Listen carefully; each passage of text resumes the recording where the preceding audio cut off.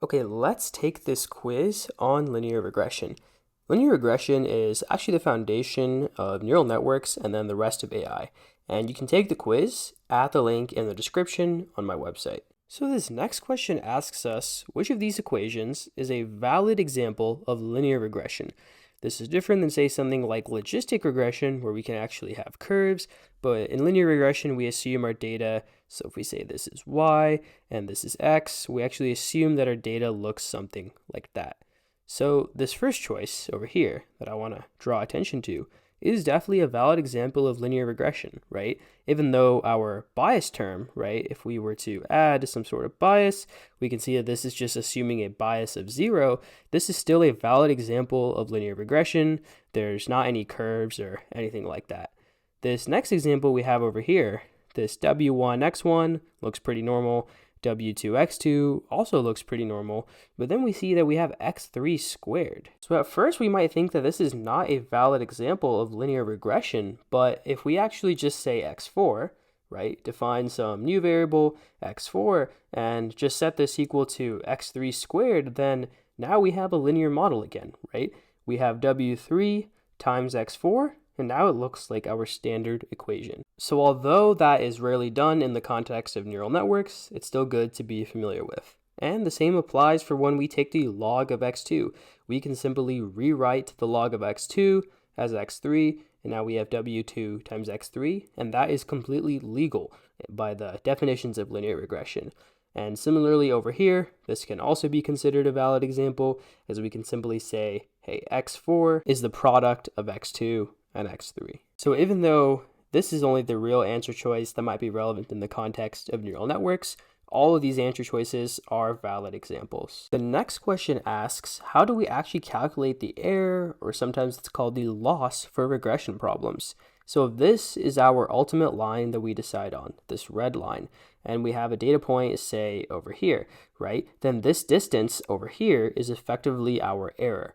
And similarly, if we have another point over here, the green line, the length of that line represents our error, and so on for the subsequent points. For regression problems, we actually use MSE, or mean squared error. For all of our n data points, we simply add up the square of the error. So here we have the difference between the model's prediction and the true answer for the data point. We actually square that, and we ultimately divide by n, meaning that we are taking the average or the mean of all the squared errors. The reason that we actually divide by n is so that our error isn't dependent on our number of data points, right? That way we can compare error across different examples where the number of data points might be different. We also might be wondering, why are we actually squaring the error, right? Why not just add it up or take the absolute value? Well, if we simply added up the errors, right, then what would actually happen is the error might be considered positive for this data point and negative for this data point, and those errors might cancel each other out. And you might remember from calculus that the absolute value function actually has issues with its derivative at x equals 0, where we see a corner.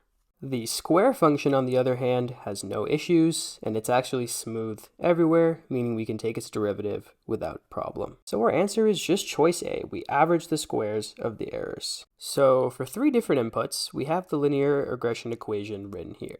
And we're actually asked what these different symbols in the equation represent. So are the x's the learnable parameters, with w's and b's being the input features? No, the x's actually represent our input parameters. So we have x1, we have x2, and we have x3. If we're building a model to predict how tall someone would be, x1, x2, and x3 might be the things that actually influence y, right? Ultimately influence how tall someone will be. So this answer choice is completely eliminated.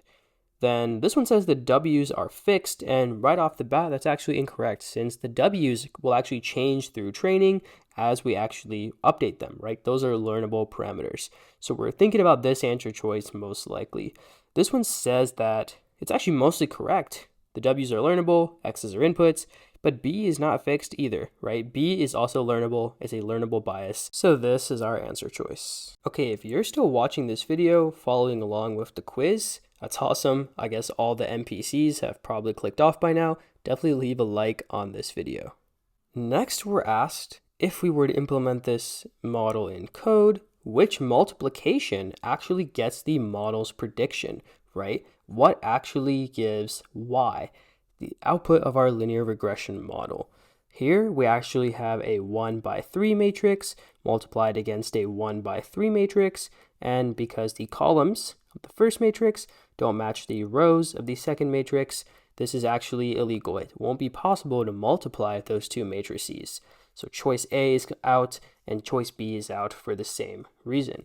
Choice C, on the other hand, here we have a 1 by 3, here we have a 3 by 1, and the matrix multiplication works out. We actually multiply x1 times w1, and then we add x2 times w2, and we add x3 times w3, giving us one final number. Choice C is exactly what we want. If we look at choice D, where we take a 3 by 1 matrix on the left and try to multiply that against a 1 by 3 matrix, sure, it seems like the dimensions work out, we can actually multiply these two matrices, but we'd actually end up with a 3 by 3 output, giving us way too many numbers. This is not the multiplication we want. Okay, last question.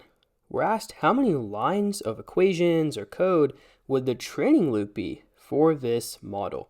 And we're only supposed to count a line where we do a derivative calculation and then a subsequent line where we do a gradient descent update. Where a gradient descent update is based on this fundamental equation. The new weight is equal to the old weight minus some number alpha, which is typically something like 0.01 or 0.001, also called the learning rate, times our calculated derivative. For a 5-minute refresher on gradient descent, the core algorithm used to train these models, there should be a card in the top right.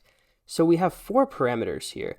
We have W1, W2, W3, and B. That gives us 4 total parameters, and if for each of those parameters, we need to make a function call to the function that gives us the derivative, we can see that over here, and we make a call to a function that actually updates its value using the equation we just looked at. That's going to be 4 times 2 for a total of 8 lines. Hope you found this quiz helpful. Definitely leave a comment if you want to see more quizzes like this, and hopefully I'll see you soon.